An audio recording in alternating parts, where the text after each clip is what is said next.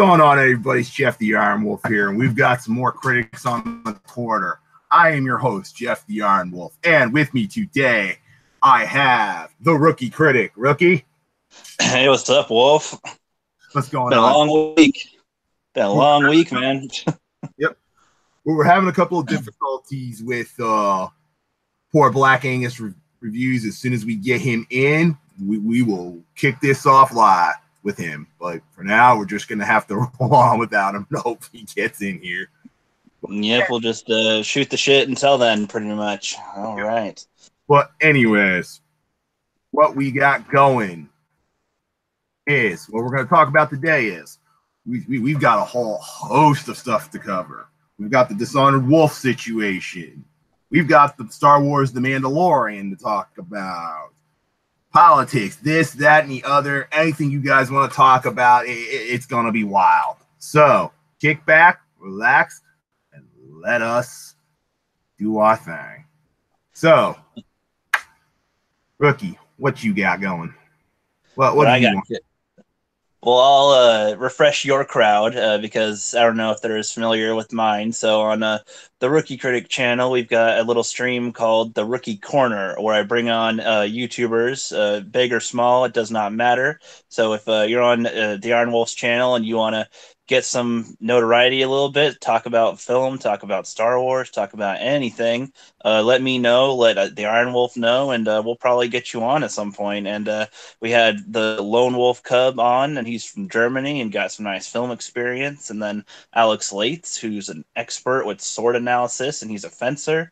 And we have some good streams going on with that earlier in the week, and got some more coming up the following week. And just getting YouTubers up, getting to know everybody in the community. So that stuff is a good way to get your channel known, good way to get to know new people in the YouTube community. So that's what I got going on this week. And it continues today, continues tomorrow. Hell yeah. Angus said he's in the channel. He says he's here in spirit, even if he isn't in here with us. Sorry, Angus, but we couldn't keep our fans. He can probably interact in the chat or something. Yep. But we're gonna start off with The Mandalorian. Rookie, what's your take on The Mandalorian? Are you excited, cautiously optimistic? What's your take on The Mandalorian?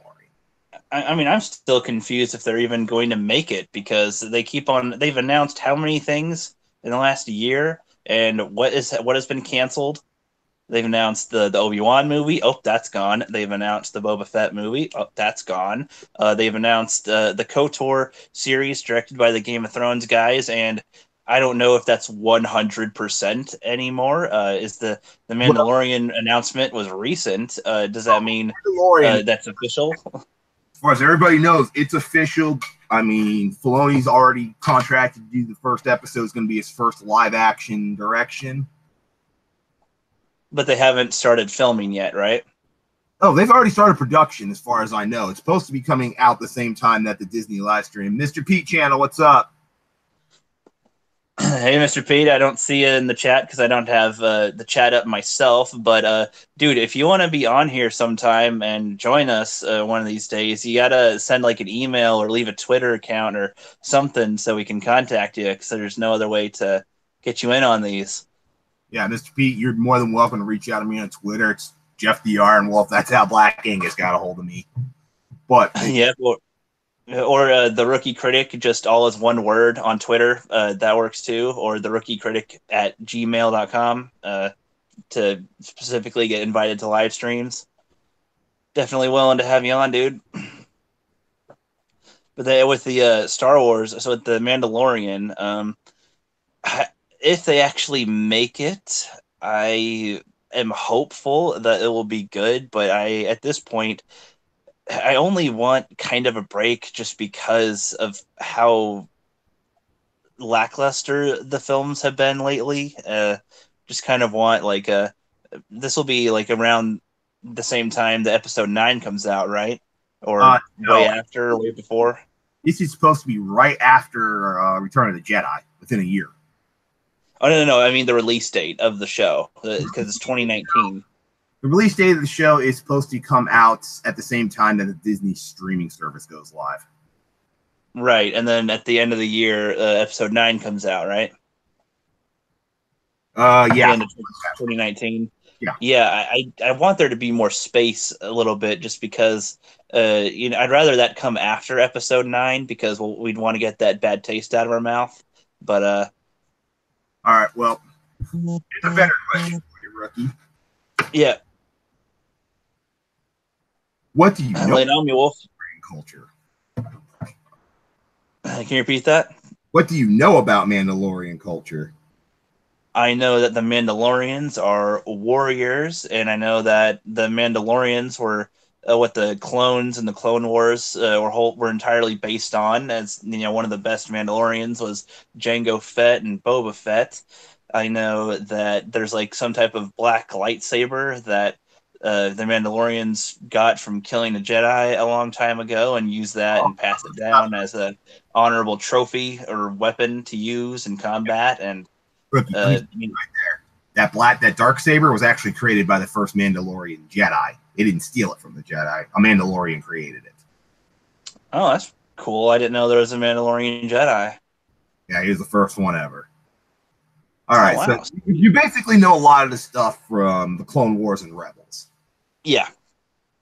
All right, well, let me say something to you, Mandalorian. Now, this is going to be a little bit hard because I don't speak it perfectly, but Ke Barjun Garde Jakaside Kotala Adaliaside Kotala Shaya.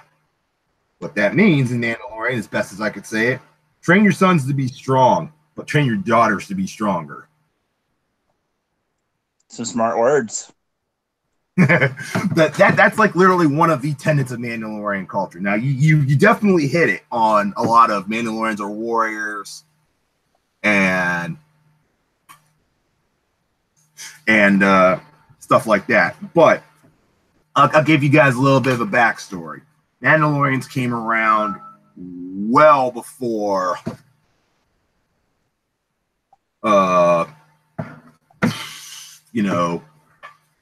let's see, I'm trying to think, probably around 9,000 years the Mandalorians as we know them pretty much formed. Now the great thing about being Mandalorian, they have another saying. Hold on, let me find it. Oh yeah, and thanks, Mr. Pete, for the follow on Twitter. Yeah, me too. Alit Oriashan Taladin. Family is more than blood. One of the great things about Mandalorian culture, you don't have to be human. You don't have to be born a Mandalorian to be a Mandalorian.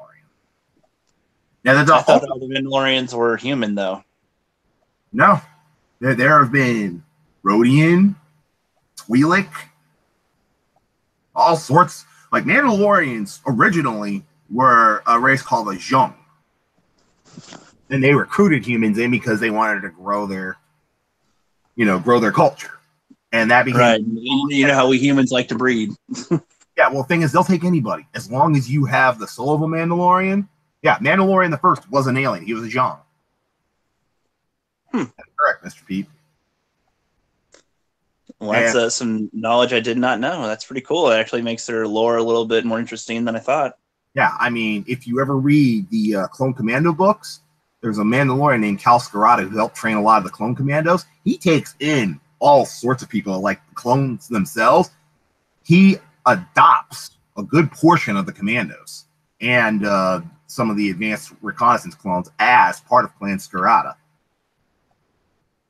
I didn't know that, but that kind of makes sense. Fun fact: you're talking about like I've only played like the video game Republic Commando. Is that kind of like what you're referring to? The books are based completely upon that. In fact, Alpha Squad is featured heavily in the second book on. That's cool. I might give that a read then. I like those guys. Yeah, but you come to find out in Legends, Jango Fett wasn't just some random Mandalorian. He is what was called Mandalore, the head of the Mandalorian clans. Oh wow! Well, why was he just on his own in here? He seemed to have no ties to actual Mandalore or any mention of it in the Clone Wars. Yeah, read the Clone Commando books, you'll understand. Basically, he was contacted as leader of the Mandalorians, and he actually took a bunch of Mandalorians and went basically Darmanda, dead to the Mandos, to train the Mandalore to train the clone commandos in Mandalorian tactics. In fact, their armor is based off Mandalorian armor. Like, you know, the original clone Attack of the Clones, the T-visor? That's a Mandalorian. Yeah, I figured. Yeah, their whole entire the weapons and armor are all based off of Mandalore, right? Like all of it for the most part. Now, fun fact about Mandalore. Mandalore also talks about the planet, so you have to be careful in using the term Mandalore. You either have to be sure you're talking about the planet or you're talking about the chieftain of the clan. And wasn't there a moon or something too? And like Death Watch or something? Dawn. It's what? Concord Dawn is what you're thinking of. Oh, okay. And yes, Pablo Hidalgo's full of shit. Basically, what Pablo Hidalgo, and to an extent, and this is one of the things I have beef with the guy that TV show. The TV show. Yeah. His name off the top of my head at the moment. It'll come to me. But he basically just tried to say that Jango was just some rogue guy wearing Mandalorian armor. He wasn't Mando. Bullshit. The Fett clan has been around for millennia. Huh. Like, if you play Star Wars The Old Republic, the video game, you'll run into, and you play as the bounty hunter story, you run into people of Clan Fett. Well, I actually kind of thought that their impression when they said to Obi-Wan that he was just some rogue guy, that was just kind of a front to get Obi-Wan to not be as suspicious of them. But, you know, he was suspicious anyway, and then there's the Death Watch stuff and all that. So, I mean, I think that they only said that at the time to, you know, kind of let him try to not be on their trail as much, to mislead him, and that he still was important. They just never established it again that he's important. Okay, Mr. Pete's right. Concordia is the move. Concord Dawn's colony plan of Mandalorians. I'm sorry, I had that backwards. Thank you, Mr. Pete. But anyway, thanks for keeping us honest. But anyways, what do you know about like the Mandalorian armor, like Boba Fett's armor? What do you know about it? Specifically about his, I know he's got a jetpack with 3 missiles, as do most of them, I think. He's got a grappling hook thing and a flamethrower on his wrists. Okay, so that's what I know. You don't know what like Jango Fett or Boba Fett's armor is made out of. Some type of rare metal, I would like to guess, but I don't really know. It's called Beskar. It's one of the few materials out there that can actually stop a lightsaber. Oh, okay. That's why they're one of the best Jedi killing bounty hunters, I would assume. Yep. I mean, now granted, it can't stop a lightsaber forever. I mean, if a Jedi hits, Beskar Gam armor in the same place like 3 or 4 times, eventually he'll break through. But if he just tries to smack it one time, Mandalorian's going to sit there and go, "Bitch, please."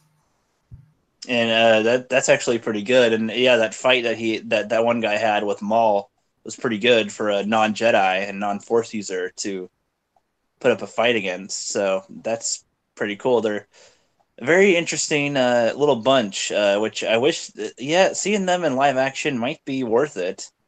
Yeah, thinking about it now. Especially if they really go into, the war and, the backstory of Mandalorians themselves and don't completely shit upon it. I will be watching that with a critical eye. If they completely shit on Mandalorian culture, I'm going to fuck it, dumb Star Wars. Well, you see, so my question is, can Mandalorians really be our main protagonists? Or would they be more of an antagonist or a B party to whatever our protagonists are doing? Because I'm trying to see like Jango Fett as a main character, and I don't know. Well, the thing is, Mandalorians, they're kind of left to their own devices. I mean, even Mandalore can't really control the clans if they don't want to be controlled. It's kind of like an exercise in herding cats. Basically, Mandalore is there to provide general direction for what the clans do, but other than that, he really doesn't do shit. And maybe in all different factions of Mandalorians or something. Yeah, I mean, you had Mandalorians who fought for the rebellion. There weren't many of them. Some of them did. Some of them were just general bounty hunters. Some of them worked or fought for the Empire. It was kind of whatever the hell they felt like. I thought the only Mandalorian, I suppose, that fought was the Chicken Rebels or something. Yeah. Huh. I mean, Mandalorians are very heavily, independent. I don't know, the way it comes off in the show is like, maybe they can have two split fractions sometimes, but it's usually like just one massive army or something. I don't know. It's kind of confusing the way they frame it. Well, the Mandalorians really only come together in an army in conquest or defense of Mandalore. Other than that, they're kind of just, think of Mandalorians a lot like Vikings. Yeah, well, I've kind of thought I thought of them as hunters in a way, like as big game hunters. They go around looking for a challenge. They go around looking to test their skills and test their strengths. Is how I kind of see them. That's a big part of Mandalorian culture. Yes.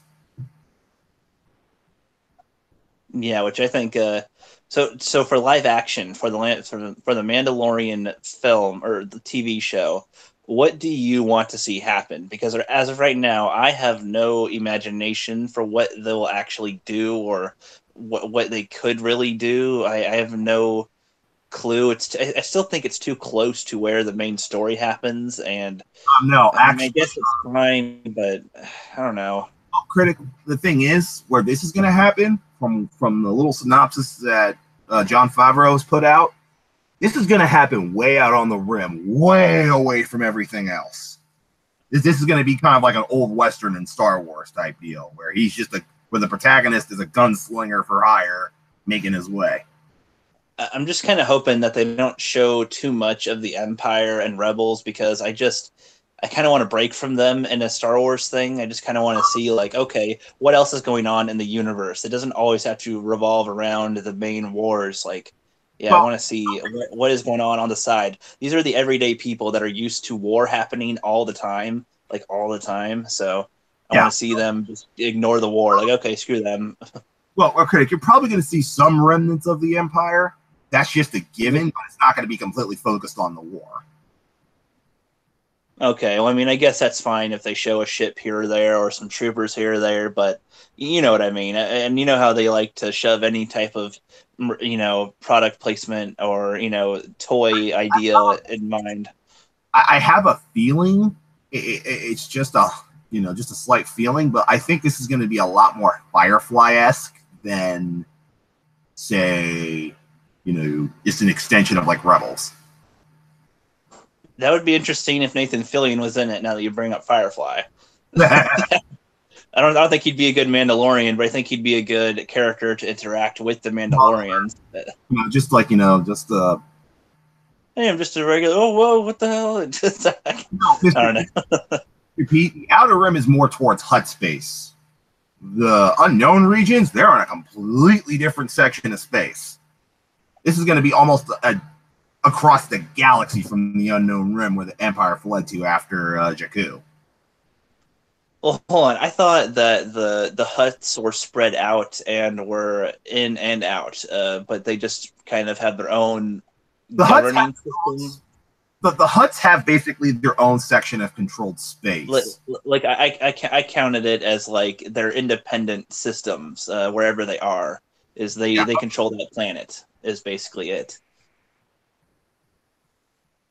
Is that right? Or yeah, well, think of it this way. If you put, Star Wars Galaxy and you went like north, south, east, and west, the Hutts are kind of the southeast. The unknown regions, they're up in the northwest, like the far northwest. So, but yeah, the Hutts basically control their own space. Even the Empire really doesn't mess with them. Okay, and yeah, that's kind of what I was referring to. I suppose that they just control their own stuff. Yeah. All right. Well, I think that's enough with the Mandalorian. Now we're going to talk about a subject that's a little bit near and dear to my heart. Before we switch, is there anybody else in the chat that we need to address or any conversation in the chat? Most of it was over Jango being Mandalore and Fett being Mandos, and then just the next day, all of a sudden, oh, now they're not, which is total. Is there any new people in the chat other than Pete?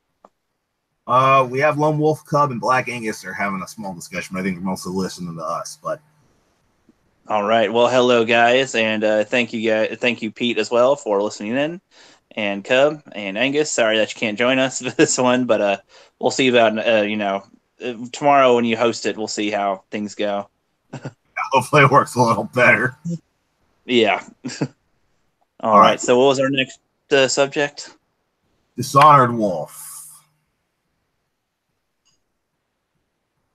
A Dishonored Wolf. Oh yeah. So, do you want to recap some of the events? I watched the video over a week or like after he posted it. So I don't remember all the details, but it's very long story.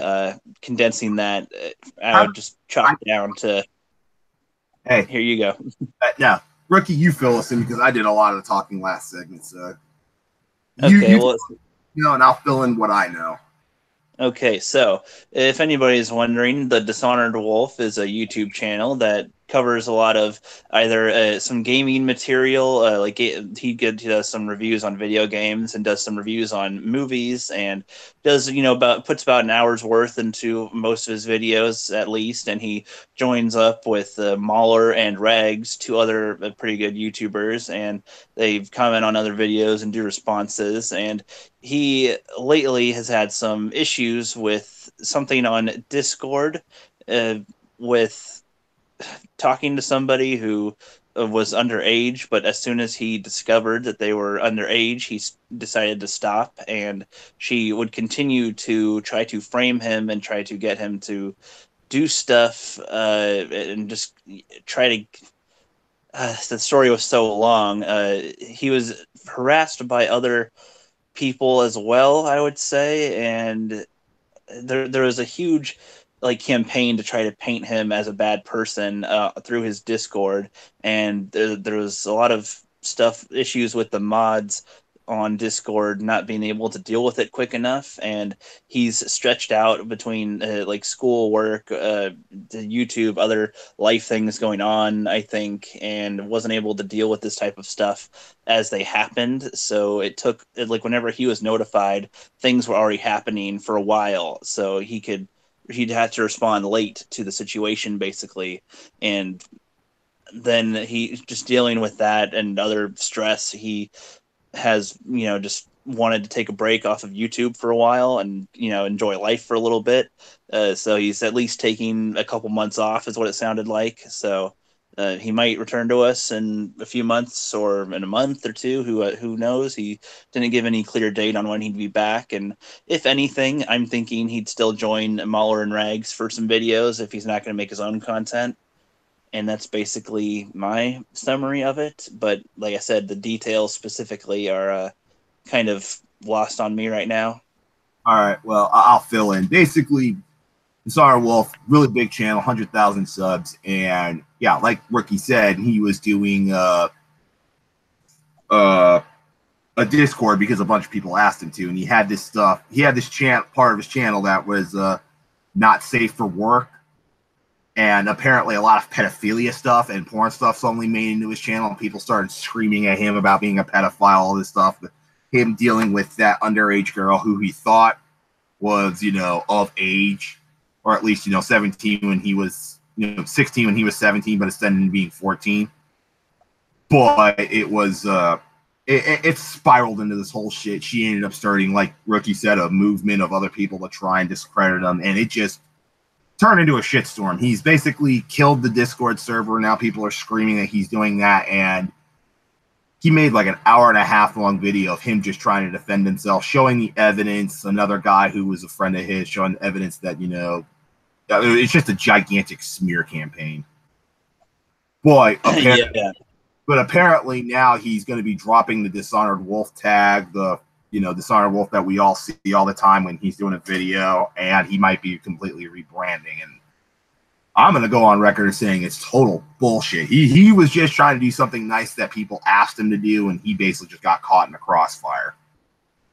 Yeah, I agree. Just complete bullshit. But I mean, I will say one positive for him though is the fact that he is taking a break, because for a while, yeah, he seemed to be quite annoyed being on YouTube, like in general with like everything. So I think him getting a little break will, if he does return, the content will probably improve in a way. But I do like his style and how he doesn't really give a shit what anybody says or how he does it. He doesn't really filter himself. He just says things as he wants to say them. But I understand rebranding and taking breaks. So I'm thinking this will be good for him in the end. But I still think that it's bullshit what he had to go through with it, and how he had to come up with all this evidence to prove himself. And it's like, the amount just to make that video alone, rather than also just having to go through all that, it must be extremely stressful. Editing alone is hard, and coming up with all the facts and figures and having physical evidence that's a task. Yeah, well, not only that, the whole thing on him being a pedophile got shown to his family. Yeah. Yeah, that can ruin your reputation. Like, even if it's not true, that stuff can ruin your reputation and people how they see you, because you have that tied to you now in a way. Like, just the accusation of it, and that it's not a good stain. Not a good stain on there. Well, Rookie, I replied to that video and I told him anytime he wants to come on my channel or hang out and talk with us, he is more than welcome. Yeah, that's good, because he if anything, he probably wants to get to know better, like nicer YouTubers, ones that don't give him shit. If anything, other than like Rags and Mahler, who are pretty much his good buds on there. But and yeah, I hope that guy feels better. I think him being attached from social media and everything will be a good cleanser. Because he said he was really active on Twitter for a while and got banned a lot, and it's just like you can't even say shit. So. Hold on. Let me answer this to Lone Wolf Cub. Lone Wolf Cub. Discord it's a chat room / forum where you can actually have live chats. Like, I use Discord in my clan for World of Warships. Like, when we go do what's called Clan Wars, where we take a group of like 12 of us in and we go fight another clan. We usually use Discord so we can use voice comms and have a channel where we can all talk, pass orders, focus fire. So Discord is part chat room, part voice comms. Like Facebook, but a little bit better. And it's a little easier to control and moderate. Yeah, and isn't it kind of like YouTube, where you can just be like playing a video game and also be talking to somebody? Yeah, and Discord doesn't take up near as many resources as some things. Right, but it's mostly for like chatting for the most part. In a way. Mostly for like my clan. Like, if we're not using voice chat, we're using normal chat. We normally post like really good games we've had playing solo, or if we division up, like playing groups of 2 or 3, so we can talk back and forth. So we're not having to type in chat in game. Instead, we can just talk. You can like strategize your gaming plans when you're playing a game. You can say, "Oh, go that way. Oh, give me the ammo. Oh, do whatever." Your strategies. Yeah. It's kind of like TeamSpeak or Raid Call. Yeah, but Cub's not used to video games. I don't think he's played video games, but yeah. Well, so hopefully that clears it up, though. Does that clear it up, Cub? All right. So what topic do you want to get into now, Mr. Iron Wolf?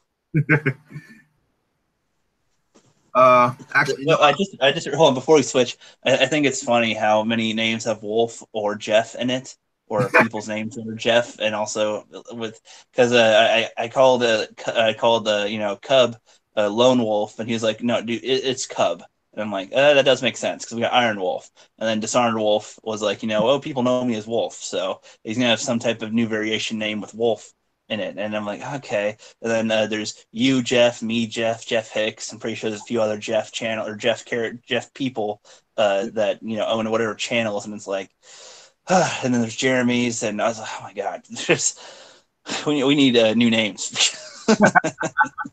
Well, the thing is, I picked Iron Wolf because, well, the reason I picked the name Iron Wolf to begin with, my dad got me this really old PC game. It was a Terminator game. I think it was called Terminator 2029. And the premise of the game is you find an actual suit made for humans, and you can attach missiles, all sorts of stuff. And the protagonist call sign is Iron Wolf, and it's just stuck with me. Well, that's a cool name, I think, too, because I'm thinking of like a cybernetic werewolf whenever I hear it. So I'm like thinking of a werewolf with rocket arms or something, like, and with a red eye. Yeah, or a dire wolf from like Game of Thrones that just has like a shit ton of armor on it. Pretty much. That's what I'm thinking whenever I say Iron Wolf, which is pretty cool. And you can always call me the Rookie instead of Jeff or something. A lot of people call me Critic, but I prefer the Rookie just because like people call the Nostalgia Critic, and it's like, yeah, it kind of makes more sense with him. But But that's why I call myself Iron Wolf, and that's what I use in World of Tanks and World of Warships. You ever see Iron Wolf V? If you ever happen to play those games, that's me. Sweet. But all right. So topic number 3 for today shall be. You pick this one. All right. Well, see, so with you, since we're on your channel, I mean, if you wanted to talk about anything political lately, I'm game, honestly. If you wanted, but I'm also game with talking about The Expanse now. If you wanted. Okay, let's talk about The Expanse, because you did actually watch about an episode or so. What'd you think of it?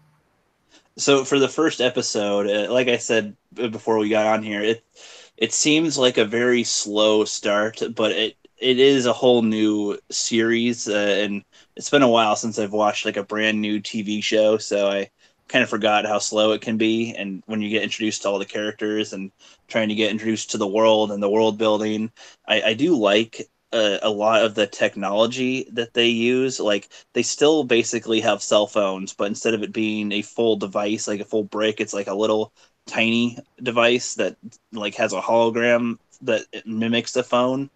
I think that's kind of a cool touch because it's not too different to how it is now, but it just seems natural that way. And a lot of the stuff, a lot of, like I'm a huge space sci-fi guy, so like I like shows like Stargate and you know the how the universe works, the documentaries, Neil deGrasse Tyson, Machio Keiko, Carl Sagan, stuff like that. So I can appreciate scientific accuracies, and it's not like I'm trying to just be scientifically accurate, but it just makes a lot of sense, and how like water would be a huge source in our solar system, and how our solar system alone has so many areas where humans could technically survive on, or if we just had a little bit of tweaks here and there on the moons or on the asteroids, then we'd be able to live on them. So I like how they incorporate a lot of that, and how even though we all came from Earth, you know, if people were living on Mars or living somewhere else in the solar system, things would develop differently, and over time there'd be a separation from origin. So there'd be, you know, possible war factions, and that seemed to be the main theme in episode 1, is people worried about going to war. And yeah, Ricky, are you gonna say spoilers or anything? Because I've only seen an episode and a half, and I don't know if there's all I gotta anything. say is buckle up. Buckle up. Okay. The thing I like about The Expanse is how realistic it is. Like acceleration, and you turn off your engines, but you still keep going in a straight line because nothing's there to counteract you. Or if you accelerate too fast, you know, your insides melt.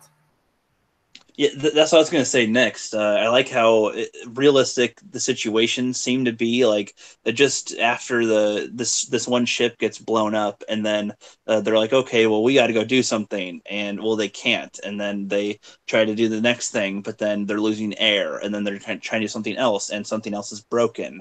I feel like there would be lots of issues that happen in space all the time, and the fact that, you know, they can't even get to the main thing until they deal with these little things first, or like that makes it more authentic ish, you know, as far as how we'd imagine space to go.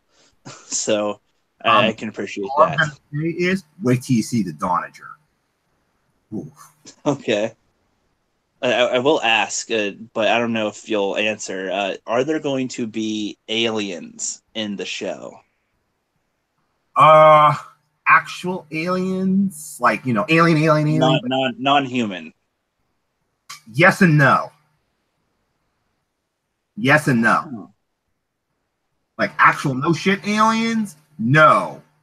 Oh, okay. Are you going to talk about like moon creatures, like on Jupiter's moons or something, or There on are no, Titan?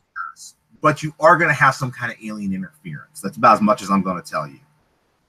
Okay, that's fine. And how many seasons are there right now? Currently, there are 3. They're going to start a 4th soon. I've only seen the first 2 seasons because that's all they have on Amazon. They have the 3rd season on Amazon. They have the first 2 seasons on Amazon Prime, but the 3rd season is on Amazon. But you got to pay like $20 for it, and I don't want to pay for it. Yeah, I'm going to wait for it to come on Prime. Yeah, I feel ya. But Yeah. Well, I'm trying to make it a go with it. I was gonna try to have the whole first season done by tomorrow, but I mean, they're 40-minute long episodes. If they were 20 minutes, maybe I'd be able to get them done. But like, if I'm supposed to be paying attention, I have to like not be doing anything else, and Oh yeah, or be doing little to distract. So I'm trying to figure that out, but I can only watch a little bit at a time. I can't just watch however many hours of content that is within 2 weeks. yeah, but like right now, like since I'm waiting for Expanse, I decided to watch an old show I haven't watched in years. I decided to pick up Babylon 5 since it's on Amazon Prime. I just got into the 4th season. It's just like, oh my god, I've forgotten so much. And now that I'm older, stuff makes way more sense than I was when I first saw it when it first came on. Mr. P, you can get The Expanse on the Sci-Fi streaming, or the first 2 seasons are on Amazon Prime, or you can buy all 3 seasons that are currently out on Amazon. Is anybody in the chat saying anything about The Expanse, or for conversation about The Expanse? Like the Lone Wolf, like Cub was talking about, let's expand to The Expanse, and he said I had the perfect answer when you were asking me about are there aliens, where I said there aren't aliens, but there's alien interference. And the way they is so amazing. Alrighty. Perfect. Well, so what about Babylon 5 is good? I have not. That's another one I have not watched. I never got into that. Oh my god. Seriously, it's on Amazon Prime. Sit down and watch it. There isn't anything good about it. I mean, even the first season is still the most boring, but it still world builds the entire rest of the show. Well, like, what would you compare it to? Like, I've seen Stargate. I've seen Star Wars, of course. It's space stuff. It is Star Trek Deep Space Nine. Like that was another 2 things I haven't seen. Man, critic. How can you be a critic of things you've not seen such critical pieces of? Oh my god, everybody always talks like that. I've seen a lot of stuff, but I just haven't seen every classic thing that people like. I'm from the mid 90s. Like I just didn't. This stuff wasn't like for me. It wasn't like this wasn't on. I mean, I have my list to watch, and it's ever growing. But I'm gonna release a video as soon as I can about a bunch of movies that I have not seen, so that people can know what I haven't seen, and then try to help me figure out what I should watch first. Because I do have a lot of movies that I own that I haven't watched yet that are classics, like The Fight Club and stuff. Let me get you anything on. Angus said for The Expanse he's interested in season 2. He only did the first season so far, and he said it was great. Mr. P Channel says in all caps, "Get caught up, dude." Well, I have to get caught up with The Expanse, with Game of Thrones, with Babylon, with movies, with my channel, with school, with work. Like it's not easy. And Sub says Babylon 5 is like DS9 but way deeper, which is very true. Let's just say Babylon 5 is one of those layered upon layered upon layered shows. Well, I'll say that is it full? Does it rely on comedy or realism or action or something like how? It has its comedic moments, but they're very few and far between. It's more interpersonal and drama driven. There are great action scenes. Like some of the fleet fights are some of the best ever done in cinema. And you have to remember, this show came out in the mid-90s, and its CGI work still holds up well today. Okay. I was going to compare it with like Stargate, because Stargate is like light comedy, but then they have some decent, sci-fi action here and there and stuff, but it's mostly a comedy. Well, no, it's not a comedy. Is like more dramatic. This is way more drama. This is like a sci-fi drama. Which I do like drama, which is what I'm trying to say, because I'm a little annoyed with how much comedy everybody tries to sprinkle on every freaking thing these days. And, seeing stuff that... I mean, there are parts that are funny, but they feel organic to the show. Everything about the show feels organic. Like, I'm going to spoil this one thing. Okay. He actually gets I mean, they do a lot of allegory stuff that was happening in that day into the show. Like, for example, the doctor, he gets hooked on what are called stims. They help keep you awake. It's like, caffeine on steroids, but you can get addicted to them. And it was an allegory for people getting addicted on drugs and what he does to get over it. But it's not like, kind of like How Today, if they want to throw that kind of show in, and it drags the show down. No, it enriches the show. Well, that's a good positive for me to watch it then, because, I use like Thor Ragnarok or Spider-Man Homecoming as an example of too much comedy. Like, they'll be, oh, this is almost a dramatic moment, and then they undercut it with a joke, and it's like, oh man, you almost had me care, and then you did a joke. Let me put it to you more this way. Have you seen Saving Private Ryan or... Yes. It's a lot more like that. Okay. I mean... For a show. Wow. Okay. It's not quite as dramatic or as bloody, but very dramatic. I mean, they have, torture. I mean, the physics that are going on in Expanse right now where, you thrust one way and you keep going, you turn your engines off. They're like the Earth Alliance. Yeah, it actually obeys the laws of space. Yeah, they obey the laws of space. Like Star Furies, they kind of look like X-wings, but they have thrusters all over their wings. So like that makes sense. You can do like a complete like 180 flip over in like a second, and just keep going the way you were, but shoot behind you, and then flip over and keep going. Okay, yeah, that type of detail makes sense to me. I actually kind of wondered in a lot of sci-fi stuff why they don't have more thrusters, because you could go whichever direction, and if you want to turn around, you should be able to just through a thrust, and then boom, you're done the other way. You're going to see tones in Babylon fight of chaos versus order, honor versus civility, all that great kind of stuff. All right, well, I am adding that to another list of stuff I need to watch. I don't know what that is. What was that? Well, Mr. Pete says, Jeff, do you believe SPR was in fact a secret anti-war film? I don't know what SPR is. And if he's referring to this, Jeff, I don't know either. He's going to have to tell me what SPR is, because I don't know that acronym. SPR, super, I have no idea. I was like, you're going to have to make that a little more clear, Mr. Pete, because I don't know. Yeah, I don't know. So you pick a topic now. Oh, Saving Private Ryan. Okay. Was in fact an anti-war film? No, I don't believe it was a secret anti-war film. I believe it was just there to show you what war was really like and the actual horrors of wars, not the glossed over, 1950s bullshit, but the actual, what it's really like. Like the D-Day invasion, like it was on the ground, that was one of the best representations of the D-Day invasion I've ever seen. It was just there to show that it's not this, glory, kind of like The Longest Day kind of. Oh, I'm the hero of the story, and it's going to go the way we are going to go, and I'm just going to be bulletproof. I'm just going to walk right through, and it's something, it's more realistic to look at. And what it was really like on the D-Day invasion, and that, even the American. When the medic is healing that guy, or trying to heal people, and then he gets shot in the head. Oh my God.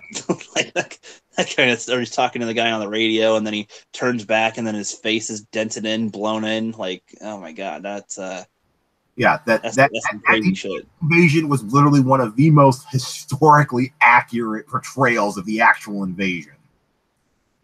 Yeah, I would definitely say that isn't anti-war. That is just showing you this is real war. Like not anti-war. This is just what happened back then and if you were there. Cub says, and Vin Diesel gets shot. That's cool. I'm like, he does, yeah. but another. Groot got shot. Oh no. But since we're on that kind of topic, anyways, another great war film. Watch the movie The Big Red One. Has Lee Marvin and a very young Mark Hamill, like right after he did probably. I don't remember. Hold on. When did The Big Red One out? You said The Big Red One? Yeah, it's about the 1st Infantry Division in World War II. Yeah, I did not hear about that one. I have seen quite a few war movies, actually, but not that one. So it was like 2 years. It was pretty much about the same time Mark Hamill did Empire Strikes Back. Oh, okay. Wow. Ancient times. Yeah, it's a very really old movie. It's an old movie, but like the D-Day invasion infiltrates is also very realistic. Like there's like this scene of this guy dead on the beach, and it shows his watch, and as the scene progresses, it'll go back to that watch and it'll show a different time. And at one point, like, the water is running red, like the ocean is running red with blood, and you can still see another time as they're breaking through and all that, and it's just like, wow. Damn. Another one I'll have to check out. Do you know if that's on Netflix or Amazon or anything? I have no idea. I've actually haven't. Oh, okay. But like another great movie that I thought was, though it did have its historical inaccuracies, was Fury with Brad Pitt. Really? I was gonna see that in theaters, but I just decided to skip it. It just, I don't know. Brad Pitt, because it was Brad Pitt, I was like, I don't know. He's hit or miss sometimes. No, in this one, he was electric. He was so good in Fury. The entire cast, even Shia LaBeouf, was freaking great in Fury. And that Shia was good. Shia LaBeouf was actually really good in Fury. I don't know where he found that level, but all I do is see him as Lewis from Even Stevens, so that'll be interesting. You have to remember, most of war was boring. You know this. You're a medic. Well, I know, but I mean, for like an entertainment, for a movie aspect, usually that's not what people want to fully watch. I mean, sometimes, but yeah, you're right though, for war stuff. But yeah, that's on my Amazon queue to get at some point. My Amazon list to watch at some point. I might rent that. I might rent that on Amazon or something. I don't think I want to buy it. The only problem I really had with that movie, and a little bit of a spoiler for your Rookie, was the scene where they fight the tiger tank. Uh-huh. The actions that the tiger took were baffling at best, but it was still a cool scene. So, like, looks kind of weird, but it was still cool. Yeah, and the thing is, they actually used the last surviving functional tiger for that movie. Wow. They actually pulled it out. But no, the movie Fury, it really just it's definitely one of those morally gray movies. Like, here, I'll give you another example if you don't mind. Sure. There's this great scene where Fury is in a tank column with other tanks and supporting an infantry push on a dug-in German assault, defensive area. Well, they end up beating the Germans. But the one kid, now, have you ever seen Percy Jackson? The Olympians or whatever? Yeah, Percy Jackson, the Lightning Thief. No, I haven't watched all of it. I've seen some of it. Well, the kid that plays Percy Jackson, he plays Norman. He's the new recruit for the tank. So he's in this movie, and he's like the green guy, just got to the theater and all that. Well, right. He's put as the A driver / A driver, and basically he mans one of the machine guns, but he refused to open fire. So Brad Pitt grabs him and they have this Waffen SS prisoner, and he literally puts the kid in a headlock, puts a gun in his hand, and forces him to shoot the Waffen SS trooper to get him used to killing the enemy. Damn. That's intense. That's how morally gray and fucked up the movie is. Wow. Oh, what did you say about Hacksaw Ridge? Not really big into the horror movies. I think I saw like 10 minutes of it and was like thoroughly bored. I don't think that was a horror movie. That was the Andrew Garfield pacifist movie or something. I don't think I ever watched it. But another movie? I think it's like the story of a guy who joined the military to save people specifically, and he wouldn't fire a weapon, but he would carry people out of danger or something when they got hit or something. But like saved a bunch of people's lives. Okay. I didn't watch it, but I was just seeing your opinion. Well, I never really watched Hacksaw Ridge. Here's another one for you though. You ever watched Hamburger Hill? Hamburger Hill. No. They called it Hamburger Hill because it was literally a hill that was fought over by the North Vietnamese and the 101st Screaming Eagles. And let's just say it was one of the bloodiest battles you ever seen. I mean, there's this one part near the end where this guy runs in with an M60, shoots a guy in the head, and you literally just see his head explode. Oh, fun. That's the kind of stuff you saw in that movie. Damn. Okay. That's crazy. All right. Let's switch it up from more movies to something else. Is there any topic you've been wanting to get at for a little while but haven't been able to yet? All right. Let's dive a little into politics. Alrighty. I just want your opinion. Okay, yeah.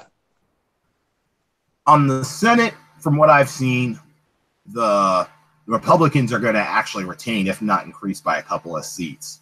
The House is what I want to know. What do you think about the House? Do you think the Democrats can take it, or do you think the Republicans are going to retain it? Well, I'll be honest that I'm not fully educated anymore on how all that works, but I do know that the Republicans do currently hold the House, and Democrats need, like, what, 5 seats or something? 5 more seats to have control? Is that where we're at? It's something like 20 seats, but it's a close 20 seats. Holy shit. No, I don't think they'll take it back. Well, actually, from what I've been seeing, they've got about a better than 50-50 shot, though, with the Kavanaugh hearings to kind of shut themselves in the foot.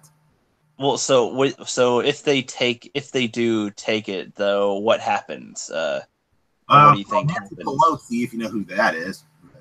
Yes. Speaker of the House and third in line for the presidency, because it goes the president, vice president, and speaker of the House. And right. Pelosi will try to impeach Trump. No ifs, ands, or buts. What would be the point of doing that now? It's because the Democrats have literally been squealing like stuck pigs since 2016. They just want him gone at all costs, because the thing is, he's really popular. Oh, fun fact. The Mueller probe, the probe that's been looking into collusion for Trump and the Russians, has ended. But they don't want to release the results till after the midterms. What does that tell you? I didn't know there was a probe.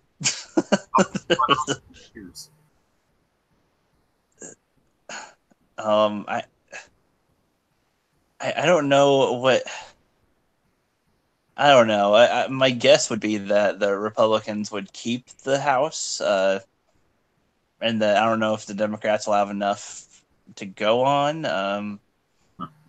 I mean, if there is proof of Trump doing something, malicious behind the scenes or secretive, or that people would disagree with, then I think there is a problem.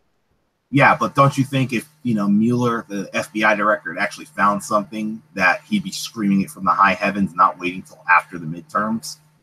Yeah, it would be like a teenage girl getting an acceptance letter to something, and they scream, and yeah, that's what I think he would do. Is that Mueller is scared to death because he didn't find shit, and when he releases it, the Democrats are going to turn on him like a pack of wolves. Probably.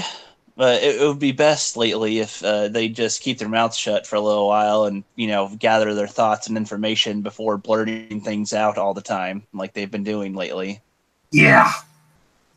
Because it's like, if they have information, great, present it kindly. Don't be crazy, because that's how they are perceived. But yeah, that's really all I have to say on that. I mean, is there any other specific things of recent? I suppose I'm not too good on predictions with politics. Well, have you heard this story? that lately the GOP has been gaining a lot more millennials switching to their side, and that Generation Z, basically any kid born pretty much after 1996, is starting to lean heavily conservative. No, I did not hear about that. Yeah. And interesting, because aren't most millennials Democrats or something? Yeah, very liberal, but a lot of them have started to see that Trump has basically flipped the economy, and we're in a, economic upturn. And a lot of kids are starting to really, like Mr. Pete said, yeah, the kids are rejecting the SJW and, identity politic bullshit because they see it as bad. Yeah. I love you, like, yeah. Well, it's because, like, I was technically considered Democratic a couple, not too long ago. And then, this type of stuff was showing up more in my entertainment. And I'm just like, what the hell is this? Like, get the hell out of here. Like, what are you doing? I just want to be entertained. And then, just being implied that I'm racist or sexist, bigot, because I, didn't like a film that had somebody that just happens to be of color or a woman in it.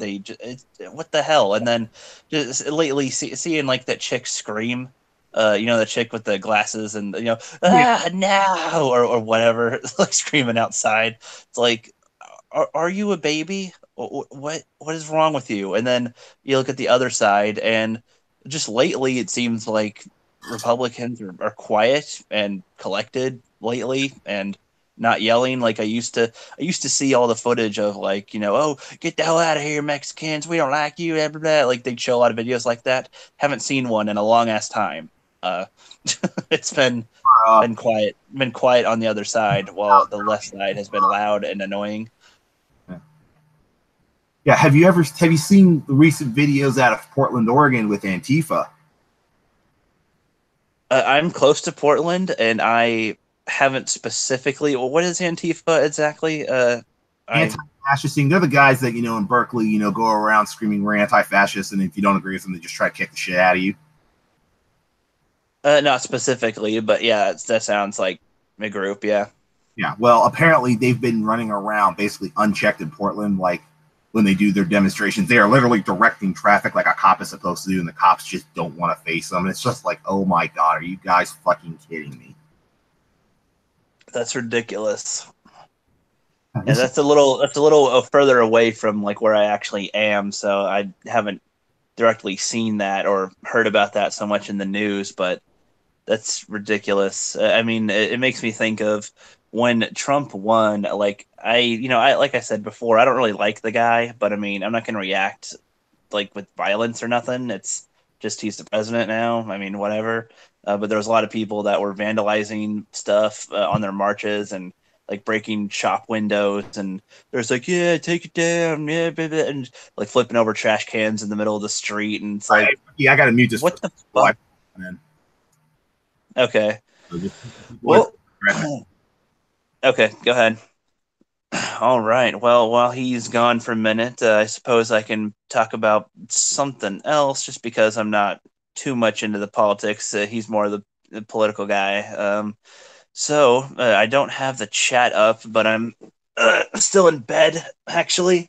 So I'm just going to get up and see if I can get to the computer to pull up the chat to see what you guys are saying, because I don't really know what to talk about, other than I'm going to probably make myself some breakfast, or I've left over pizza for breakfast. Should it be French toast or pizza? All right, Ricky, I do not know. My wife just checking because she needed me to do a few things. Okay. That's good, because I didn't know what to talk about for a sec, because I don't have a chat up or nothing to see how people respond. So I'm just okay, Ricky, randomly talking. Yeah. Great question for you. What do you think of the NPC meme? I think it's hilarious how people are reacting, or how the NPCs are reacting to their new name. Oh my God. I'm actually kind of baffled how they're so offended by it. It's such a non-insulting thing that it's just, take it or leave it. it's I mean, I kind of want to hear your opinion on that, actually, because I imagine it's hilarious. for you My with view it. So is the fact that they're reacting so terribly to it is because it hits so close to home. And there's a running gag on the left is that they don't know how to meme because they don't have a sense of fucking humor. yeah, that seems to be it. I mean, even if they don't like the thing, when they react like this with such insult and such offense, I mean, they're almost asking to be called it.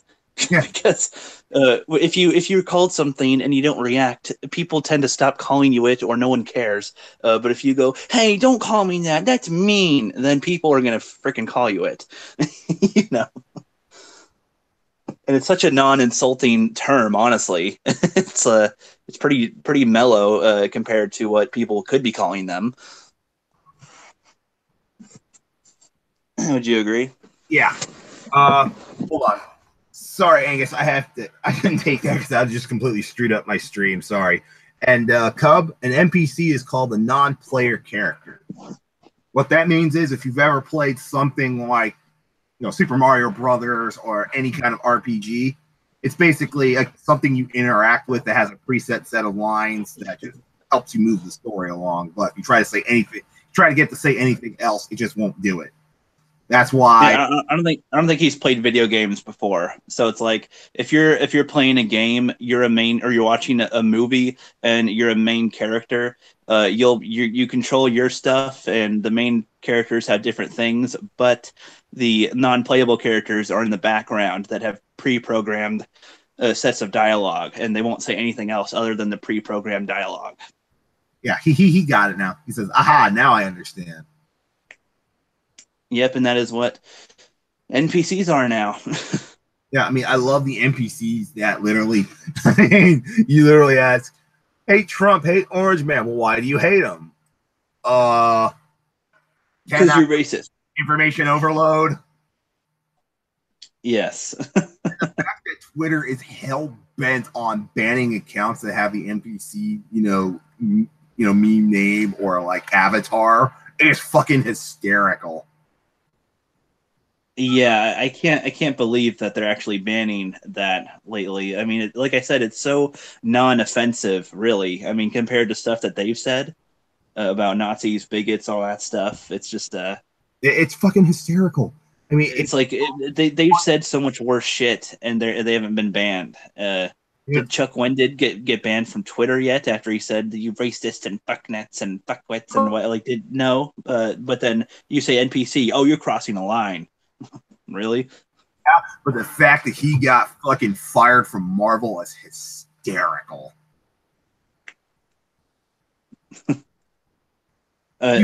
Cub, yeah, Ryan Johnson could be considered NPC, except for he's more of he says a lot of more creative things than the average NPC, but most NPCs literally just repeat the same shit over and over and over again. Yes.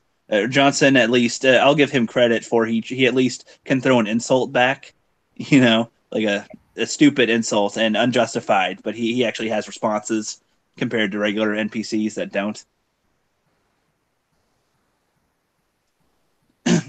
Anyway, yeah, I don't think there's too much to say on NPCs other than it's just a hilarious situation. Yeah, I mean, it's hysterical on the NPC because boy, do they just lose their mind. Oh yeah. Yeah, I did hear, if we're on political stuff for a sec, I did hear about the Elizabeth Warren stuff. And the 1024th Native American. It's not even. It could also not even be Native American. It could be something like Colombian or Peruvian. Yeah, and how many generations it goes? Like, seriously. So like on my Facebook feed, I get a lot of the Democratic side of stuff a little bit, and then on YouTube, I got the more Republican side, kind of. So on the Facebook feed, it was like it like shows the text and it shows like footage of Trump or something without the audio, and it's like Trump said to everyone that he would pay Elizabeth like what $1 million or $1,000 if she could prove that she is part Indian, and she did a test and it proved that she was 0.0 or 1 or whatever the hell it was a very tiny little number. It's like, yeah, and then like not even a percentage point, and it's just like and then they're like, and he owes her money for that. And then I go to the, to like what EVS pulls up articles, and like they actually show it's on YouTube, but you guys, everybody pulls up actual sources of information and how the Cherokee people denounce her and that they are, just pissed off at her for falsifying her race. And it's like, okay, so I hate how on the Facebook feeds, they're not telling us that. They're telling us one side. They're not telling us the actual facts. No, basically, the Cherokee Nation basically told Elizabeth Warren to get fucking bent. She ain't one of them. Yeah. So, yeah. Well, and I'm part German. I'm part Swedish. I'm probably part of a lot of European things, probably. But I was born in America, so I'm just white American basically. Yeah. But I'm probably I might have like a small percentage of Indian or Asian for all I know because my eyes squint. But I don't know. I'm not going to claim that I'm a different race than I am. Was completely tanked any chance she had of getting into the presidential race in 2020, because now anybody's going to look at her and just laugh. Yeah, pretty much. Well, she doesn't have any weight now. And the way that my neighbor put it was he was giving her a taste of what the election would be like, and she crashed like right away. And then all of his skeletons are already out, and everyone else's are there to be discovered. So I mean, they already have a back foot.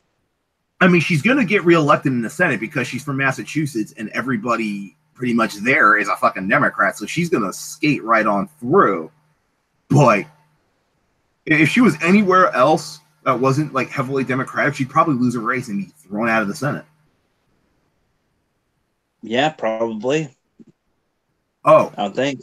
Have you heard any news of Miss who's running for the House, Miss Alexandria Ocasio-Cortez, Miss Democratic Socialist? I have no idea who that is. Go look her up. Oh my God. She's about to knock out the fourth most prominent Democrat in the House. You know what? Which would be? I can't remember his name. She's basically running in the congressional 4th district in New York City. This is her platform, at least part of it. She wants to abolish ICE. What? Yeah, she wants ICE completely abolished. She wants open borders. She wants our minimum wage rate for everybody, but has no idea how to pay for it. She wants what to be the minimum wage rate? The minimum wage rate? $15 an hour, minimum for everybody. Everywhere? Yeah. She does not. That doesn't make any sense. She doesn't understand basic economics. She seems to think, if we just raise the minimum wage, nothing else will get raised and people can live. It's like, that's not how economics work, little girl. Because what the companies are going to do to offset the loss and everything, they're going to jack the prices up, and basically $15 an hour ain't going to be shit. The minute that the minimum wage over here in Washington went up, Subway, but we increased our sandwich prices by like $1. Yeah, everybody will increase their costs to offset the loss because they're all about profits. Oh, she basically also wants to completely destroy capitalism. She wants the government to run our markets, kind of like what Russia used to do. That's crazy. She probably won't get very far, but then again, there are a lot of people that are uneducated also that would probably believe that that's a good way to do it. And then her congressional district, she's pretty much slated to win it in her congressional district. And every time she goes up before to defend her views, she literally just stands and goes, and then she like completely deflects. Like she can't explain why she thinks that that's a good move to make it all $15 an hour. Yeah.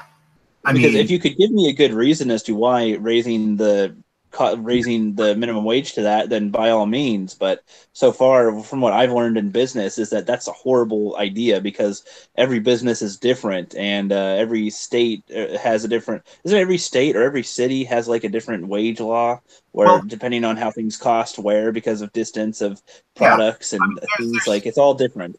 there's state and local minimum wages, but the federal minimum wage is like $7.15. But the minimum wage in, say, San Francisco is like $12.10, and you're not going to live on that. Like you cannot live in San Francisco on $12.10 an hour. It's just too fucking expensive. I would know. I used to live in California.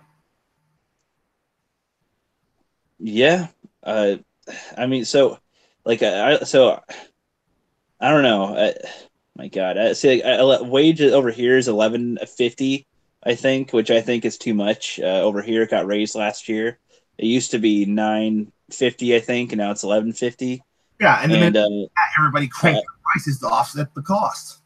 yeah, I've heard that they want to increase it to like 13.30, and I'm just like, no, because they don't increase the next positions above that. So like if you're getting paid $15 an hour, that's significant compared to the $9 an hour. And you would be getting paid 15 if you're like a manager or a assistant manager or something, like a higher position.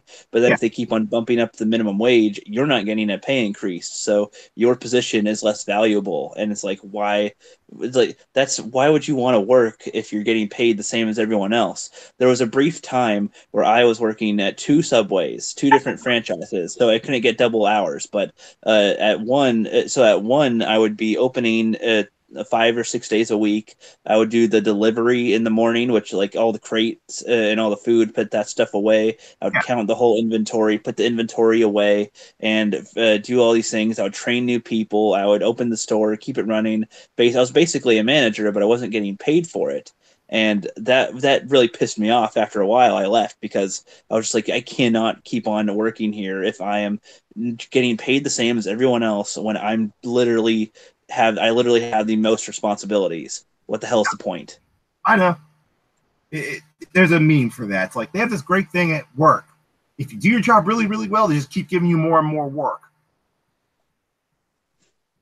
Yeah, and it's like I do understand. Okay, this comes into a huge argument sometimes, but it's like if you're like happen to be a mother and you happen to work at a fast food place, no, the minimum wage will not be enough for you to live on. But it's like they aren't designed to support a full family. The minimum wage is supposed, or like fast food places are meant to pay you for making food. I mean, to pay you what you earn for food. I mean, I don't know what, because of course you can't support like a family of four off of a McDonald's paycheck. But there's a video about this. There's this woman whining. She's been at McDonald's for 8 years, makes $12.50 an hour, and she doesn't. She's like, I can't provide well enough for my son and all this.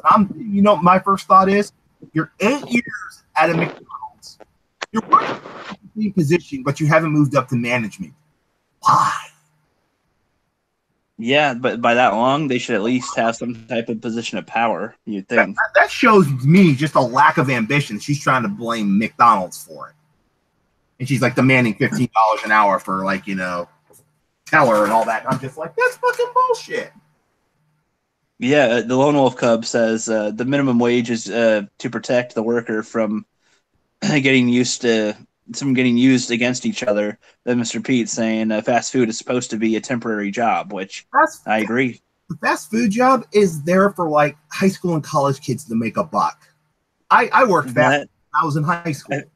I feel like it's for that and people that want to make a little bit of extra cash on the side. Like if some guy's got a good job, the wife wants to make some extra cash, go ahead or something. That's I've had employees like that were like, oh yeah, they're like, oh, my spouse has a good job, so I'm just getting money for myself. Like, all the expenses are covered. This is just extra money. Yeah. And that seems, and it's like because they can't.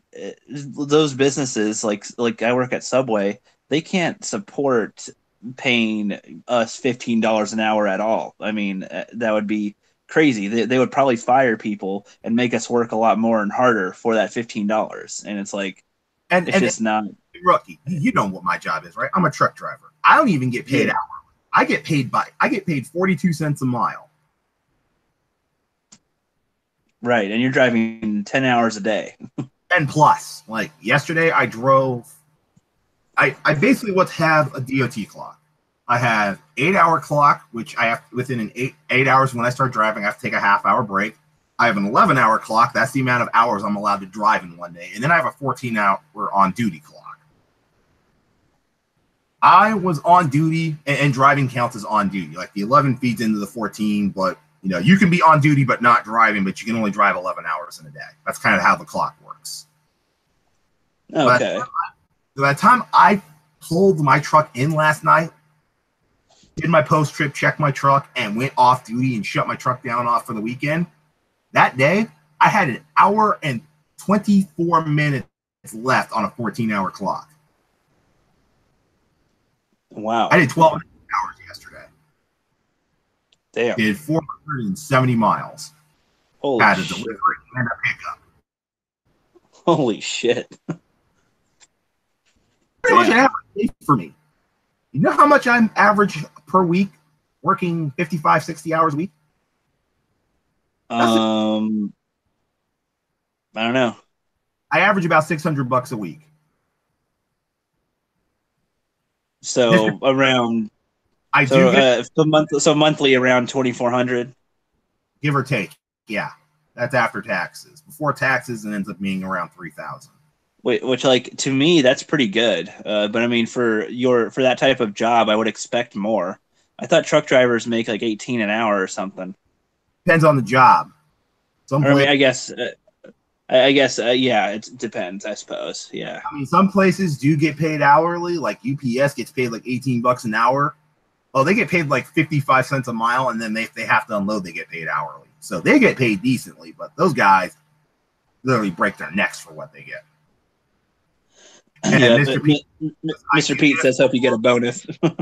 Fuel bonus? Yes, I do get a fuel bonus. That's included in that $632 I made this last week. Now, Cub says raising up wages is a way to get more people from the street in Europe. But I don't really know European politics and how the wages work over there. The EU is going to hell in a handbasket. It's got a decade maybe. And yes, we do, Cub. Because thing is, anytime we have an accident, I'm the one always at fault, even though if the guy hits me. Because even says I am the professional driver. So I have to basically be on top of what I'm doing, on top of what everybody else is doing for 10 plus hours a day. I mean, it's not physically very exhausting, but by the time I get home, my mind is so floored that I'm exhausted mentally. Yeah, I'd be kind of surprised if you weren't exhausted mentally because like I said before, I mean, just the idea of having to focus constantly while driving just sounds like a task. Like it sounds like you're just constantly having to pay attention to what's around you all the time. Like if you're just going straight and there's no other obstacles or vehicles, that'd probably be less stressful. But you have to always be aware of what's happening around you, and it's like, I don't know. That seems like a lot of work on your head because you have to constantly think about where everything is and where it's going, how fast you're going. Keep your foot on the gas. How do you keep your foot on the gas that long? A lot of times I go on cruise control, especially if I get on interstates. I set it for 66 and go. I didn't know you could do that. Oh, that's cool. A lot of like everybody's like my truck's an automatic. I have a day cab automatic Kenworth with cruise control. So, right, but. The crappy and good thing about that truck is it has actually a forward-looking radar. Like if I get too close, if I get within 3.5 seconds, the truck will actually judge the distance and slow down to match the car in front of me. Now I can override it if I slam on the gas, which I do a lot of times. Because a lot of times I'll get slowed down like 55, 58 miles an hour to 65 because someone's going really fucking slow. So I'll override by slamming down the gas and going around them. Damn. Now, do you have a response for what Cub just said? What? Also the fault, or always the fault, but very low Wade races. I know he's got some driver friends. Yeah. I'll also tell you something else. Truck driving? Yep. We're about to hit a crisis mode pretty soon here because we don't have enough new drivers to replace all the old drivers who are soon to retire. Like at almost 36 years old, I'm actually one of the youngest truck drivers I know. What? Well, actually, no, that kind of makes sense. I don't think anybody wants to be a truck driver. Yeah, the thing is, as far as this generation. yeah, I actually got a fuel bonus, Mr. Pete, but I only got like $32 for my fuel bonus because I don't drive that many miles. I drive between 1,600 and 2,000 because I'm home every night. I drive a day cab. The sad part is that if I was at another terminal, they get salaried. So they get salaried at like $18 an hour. Which really sucks. I was like, God damn it, don't tell me that. I want to drive for that section, not where I'm at. Oh, yeah.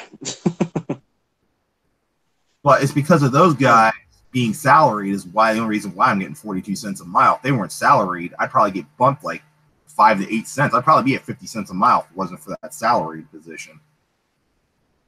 Damn. Can we talk about some good news?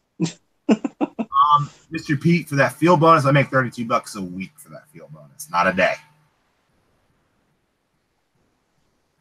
Like, hold on. Is there any good stuff you want to talk about that's like not negative? No, I don't know. No, hold on. Let me grab up my last pay stub. Okay. No problem. It's like I don't mind them either, but I mean I want to switch in between because we went straight from politics into the truck driving stuff with the wages and all the weight. Oh my god. Yeah, my last week's earning, my fuel bonus was $33.44. I got $16 for being delayed for a while. I got $20 for trip minimums. I got another $60 for trip minimums, and then I got paid 41 cents a mile, not 42. For 1,672 miles, I got paid $685. And then for making 2 other stops, I got paid basically $32 a shot. So grand total gross pay, I made $878 last week. After taxes and my all my stuff I have coming out, like my dental, vision, all that fun stuff, I made $638. Oh, fun. For 60 hours of work.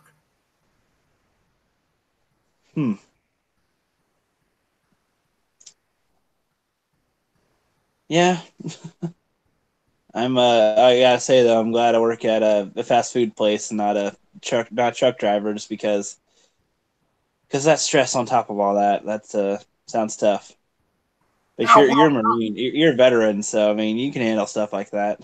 Well, the thing is, I didn't pick it. It's just that when I was living in North Carolina, there was a Workforce Investment Act thing going around, and someone clued me into it because at that point I was literally desperate for anything, and they're like, do this, and I'm like, okay. And I have another buddy of mine who's a veteran. His name's Jason. He warned me my first year I wasn't going to make squat. Like, I'm closing in on, actually, I think I just passed, 4 years driving experience. Yeah, I'm at the higher end of what I will ever make.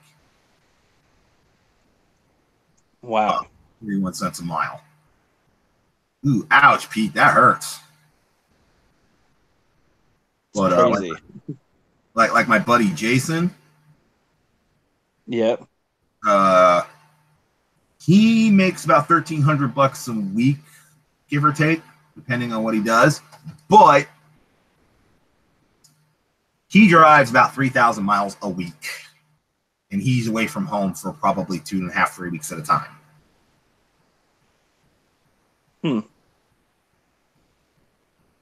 He's over the road. He's long haul. I used to do that. Well, now I don't anymore. I found probably one of the best jobs being a local or regional driver that I'm ever going to find. Yeah, smart move. Good job.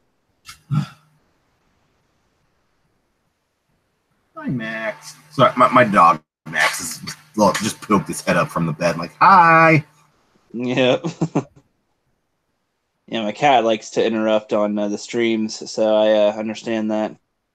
Kept on bumping the mic. All right. Well, I think I'm going to wrap this up. I've actually got some errands to run, and I am starving.